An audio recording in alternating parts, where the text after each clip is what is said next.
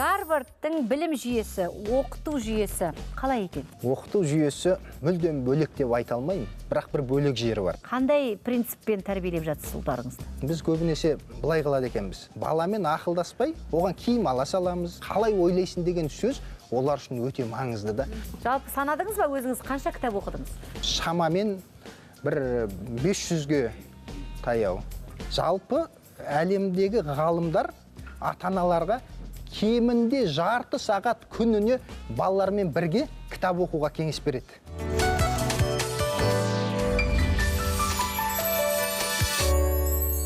Біздің бүгінгі құрметті қонағымыз Шыңғыс Мұқан. Ол болашақ бағдарламасымен Америкадағы Гарвард университетінің Кеннеди басқару мектебін бітірген. Ендеше әлемдегі ең үздік оқу орнынан диплом алған қазақтың ұлын қарсы алыңыздар.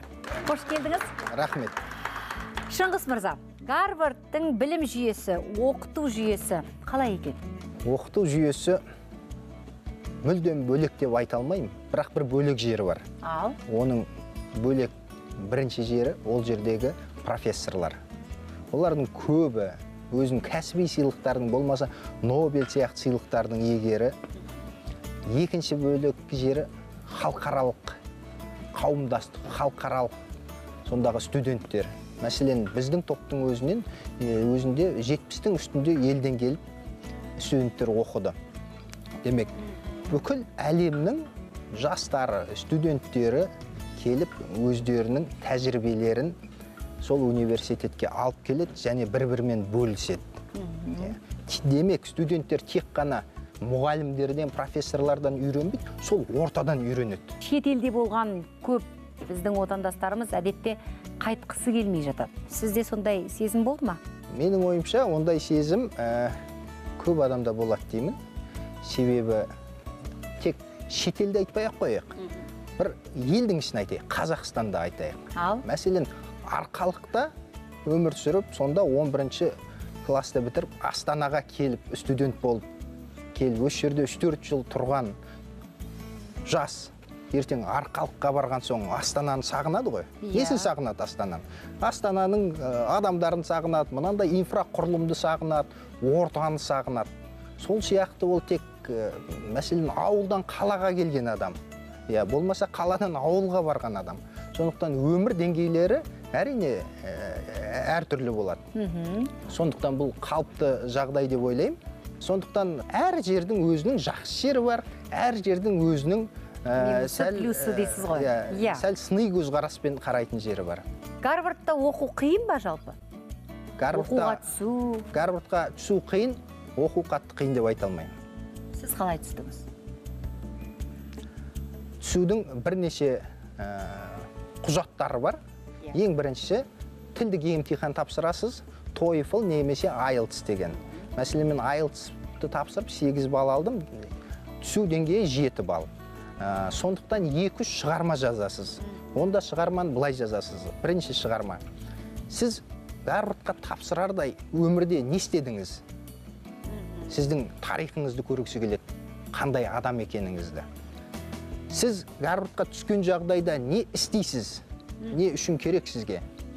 Сіз оны айтасыз, осындай профессор бар, өте ғұлама адам.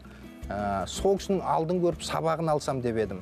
Егер сабағын алатын болсам, менің өмірімдегі мынандай жоспар жобаларыма көмектеседі деп. Үшінші тағы шығарма, ал оқыдыңыз, бітірдіңіз, болашақта не істейсіз? Міне, осындай 3 шығарма жазасыз, ол жерде эксперттер, мамандар отырады, сізді сырттай бағалайды. Осы кандидатты аламыз ба, алмаймыз ба? Егер алып оқытатын болсақ, ол ертең қоғамға, өзінің еліне, жалпынау адамзатқа қызмет ете ала ма, ете алмай ма? Жақсы, Шыңғыс мырза, сіздің журналист екеніңізді білеміз, және де әкеңіздің де зерттеуші, журналист, ақын екенін білеміз. Жалпы әке тәрбиесіне тоқталсақ. Бір ағылшын тілінде журнал бар. Қазіргі күннің психологиясы деген. Сонда бір жақсы зерттеу жүргізіпті. Әкенің тәрбиесі мен шешенің тәрбиесін екеуінің айырып, арасын ажыратып қараған. Сонда шеше жанашырлық, мейірбандық, сондай адамға өте қажет қасиеттерді беретін болса, әкенің беретін қасиеттері ол өзіне деген сенімділік және өзін қауіпсіз сезіну, сондай қасиеттерді береді екен. Өзіне деген сенімділік не үшін керек? Өзіне деген сенімділік өмірге қойған мақсаттарына жету үшін, сенімді жету үшін, өз сену үшін, сол мақсатқа мен жетем деп. Қауіпсіздік не үшін керек? Қауіпсіздік тәуекелге бару үшін. Бір жетістікке жететін болсаңыз, сізге тәуекел жасауға тура келеді. Сондықтан әкенің балаға беретін тәрбиесі отбасында ол өте маңызды. Өзіңіздің бала шағаңыз бар. Біздің 3 ұлымыз бар. Қандай принциппен тәрбиелеп жатсыз ұлдарыңызды? Біздегі үйдегі ұстанымдар ол сол еркіндік. Неге? Себебі былай қарағанда қарапайым дүниелер сияқты, бірақ еркіндікте таңдау еркіндігі деген болады. Біз көбінесе былай қылады екенбіз. Баламен ақылдаспай, оған киім ала саламыз, кішкентай болсын. Ол тіпті 4-5 жаста болсын. Бірақ біз ақылдасуымыз керек екен. Балам қандай киім ұнайды? Ол айтуы мүмкін, маған қызыл түс ұнайды, маған көк түс ұнайды деп. Сонымен келісіп отырып алып берсеңіз, ол өзінің бойындағы сенімділік жаңағы айтқан ұялайды. Демек, менің сөзім бұл отбасыда менің сөзімнің құны бар екен ғой. Менің сөзімнің салмағы бар екен ғой. Мен бұл отбасының кәдімгі мүшесі екенмін ғой деп ойлайды. Сосын үйдегі тек жиһаз болсын, кез келген өзгерістер болады ғой. Тіпті үйдегі мына жиһаздарды ауыстырып қоятын болсаңыз да, тек өзіңіз білгеніңізді істемей, балдарыңызбен ақылдасып, олар былай қойып, қалай ойлайсың деген сөз олар үшін өте маңызды да. Олар үлкен адам болып өседі қоғамға. Сонда мәселен өзінің пікірін айта алатын, өзімен санастыра алатын, сондай бір азамат болып өседі. Ол таңдау еркіндігі дегеннің түбінде үлкен жауапкершілігі жатыр. Бір нәрсе таңдау үшін сіз жауапкершілік аласыз. Себебі сіздің таңдағаныңыз дұрыс емес, бұрыс болып шықса, сіздің мойныңызда жауапкершілік. Өте қарапайым, бірақ өте қарапайым дүниелер. Ескерер жүр, біздің әсіресе жас ата-аналар деп сенеміз. Қандай кітап оқисыз? Және де бүгінгі қазақ баласына қандай кітап оқуға кеңес бересіз? Мен соңғы 2 жылда Америкада тұрдым. Сондықтан көбіне ағылшынша кітаптарды оқыдым. Енді сабақ бойынша кәсіби кітаптар оқыдым. Ол енді жалпы қазіргі көрерменге қызық бола қоймас. Сондықтан мен қызықты кітаптар деп айтатын болсам егер, ол Виктор Франклдың өмірден мән іздеген адам деген кітабы. Ол жалпы адамзат оқитын 10 кітаптың қатарына кірген кітап.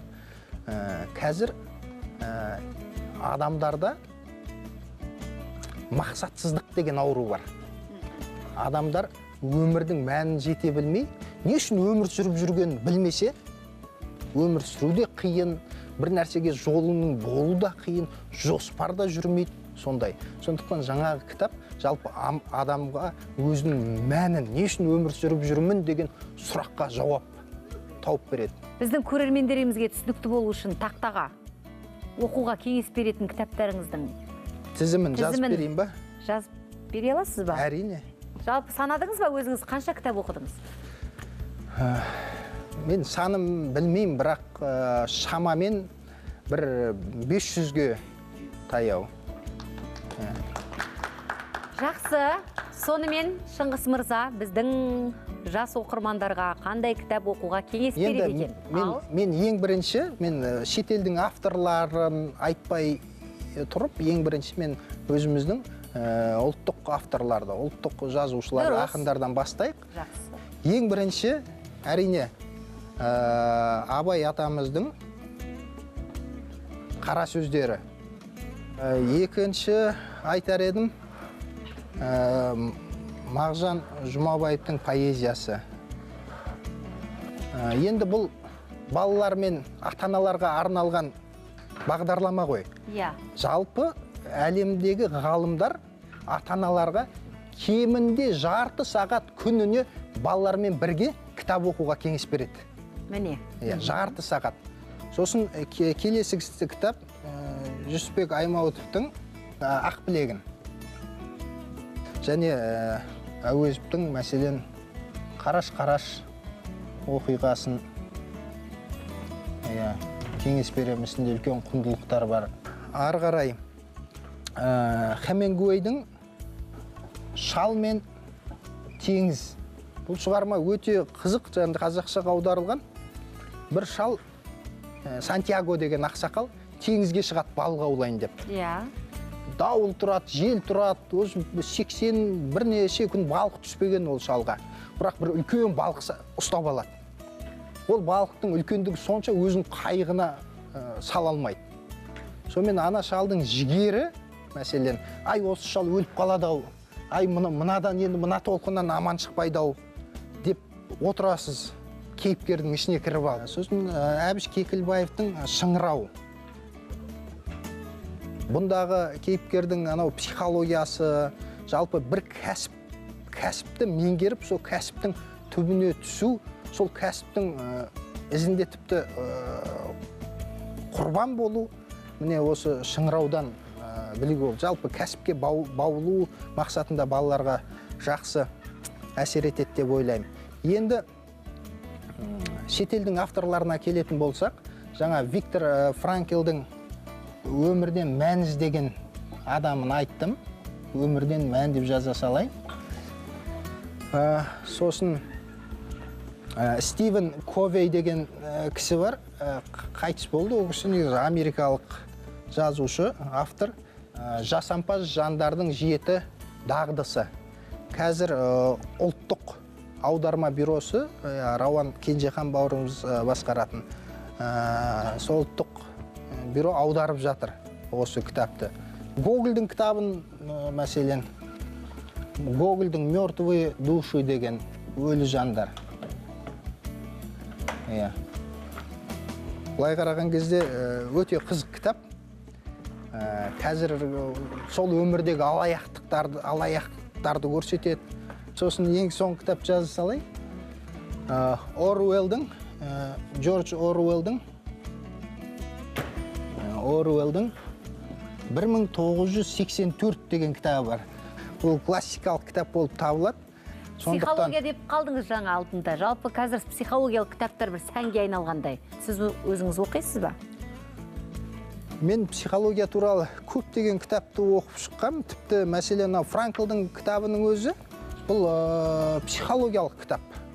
Себебі бұл кісі психолог, психотерапевт, логотерапия деген терминді ойлап тапқан, сол ғылымды ойлап тапқан. Лого деген мән, терапия деген бұл емдеу деген. Демек, адамды мәнмен емдеу деген. Сондықтан қазіргі психологиялық кітаптардың көбі не үшін көбейіп келе жатқаны, не үшін оған сұраныстың артып жатқаны, тренингтерге неге адамдардың кәдімгідей барып жүрген не үшін? Себебі адамдар қоғамда, әсіресе нарықтық қоғамда өзін жоғалтып алады.